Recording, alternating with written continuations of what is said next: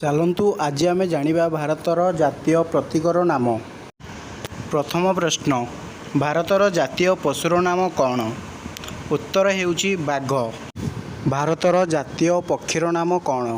ଉତ୍ତର ହେଉଛି ମୟୂର। ଭାରତର ଜାତୀୟ ଫଳର ନାମ କ'ଣ? ଉତ୍ତର ଆମ୍ବ। ଭାରତର ଜାତୀୟ ଗଛର ନାମ କ'ଣ?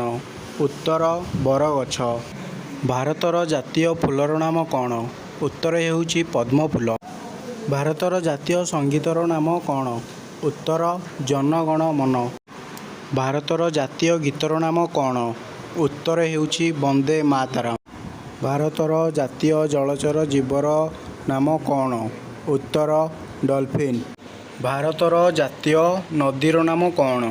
ଉତ୍ତର ଗଙ୍ଗା ନଦୀ। ଭାରତର ଜାତୀୟ ସରୀସୃପର ନାମ କ'ଣ? ଉତ୍ତର ଅହିରାଜ ବା କିଙ୍ଗ୍ କୋବ୍ରା।